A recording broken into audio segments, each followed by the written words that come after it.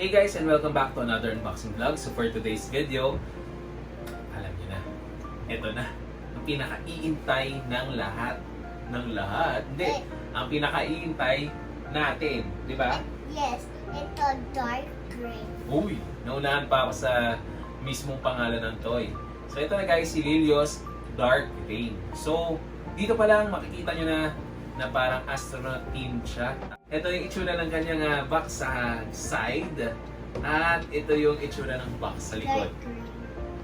Dito mapapansin nyo may susi. Katulad nung nakalagay na susi sa kanyang harapan. So, yan. Hindi natin patagalin. Guys, excited na rin akong makita talaga to. Dahil inaabang-abangan ko talaga to. At unique to, bagong itsura.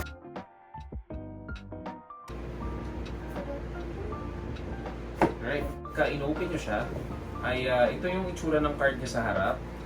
Show the back. At ito yung itsura ng card niya sa likod. Wala siyang takip. Yan. So pagka in-open na natin siya, ito yung itsura niya sa loob. Yan. Tingnan natin kung ano yung laman. Meron siyang maliit na accessories. Ito siya. Para siyang nakahook. Yan naman yung squid niya. Oo. Mamaya, bakit ako sa inyo? So tanggalin muna natin. Medyo kailangan careful lang kayo kasi yung hook niya maaaring maputol. So iingatan nyo lang to.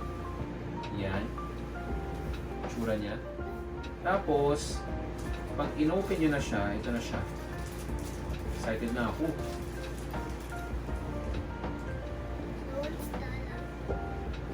Right? Actually, baliktad siya eh. Nung ano. 1, 2, 3. Touch you guys. Yan! Wait. Ayan. So, There's no one. actually kakaiba si Lilios dito. Payat na si Lilios. Hindi, payat naman talaga si Lilios. Pero ito, para siyang bumata. Bumata kasi dahil dun sa buhok niya. Yung typical kasi na buhok ni Lilios guys, parang naka one side lang na ganyan eh. Ito ngayon, parang ala Jungkook na, Korean design. Korean yarn. Tapos, kakaiba kasi yung kulay niya dito ay parang olive green. Tapos parang may hawak siya na ito yung payong na natutunaw dahil sa acid rain. Hindi, dahil sa dark rain. Yan. Doon nila nakuha yung title. So yun yung pagkakaintindi ko ha. Tapos nasisira na rin halos yung kanyang mata dahil dun sa dark rain. Wow, may kwento yan. ChatGPT yan.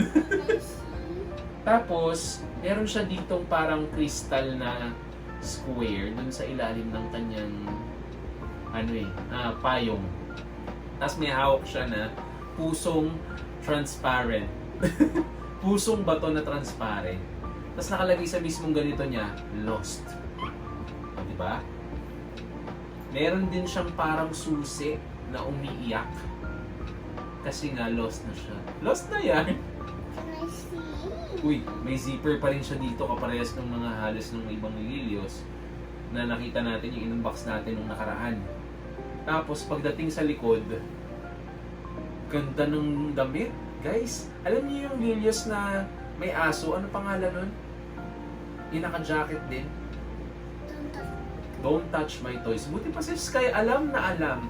Si Lilios, don't touch my toys. Yan. So yan, makikita nyo guys sa likod, meron siyang parang tube.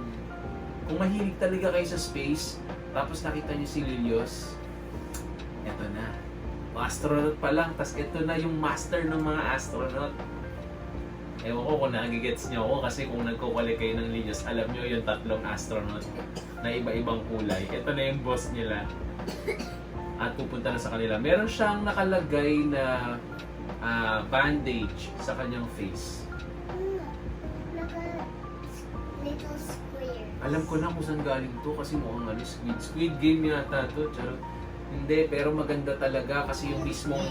Alam niyo yung SP na... Yung SP na secret, yung color black. nasa The Sound. Ito yung babagay doon. Ito yung tropa nun kasi alas yung black yung itsura nun eh. Nung The Sound. So, tingnan muna natin kung numbered siya. Ooh, solid. So, guys, over 300 lang yung nagawa nila nito. Ito yung pang 226. So, malaki pa yung pag-asa nyo na kumuha nito. Kaya dapat kumuha na kayo. Kasi konti lang siya. Although, konti lang rin nagko-collect ng lilies dito sa Pilipinas. Pero, kakaiba talaga to, guys. Pag nakita nyo sa personal, I'm sure magugustuhan nyo to.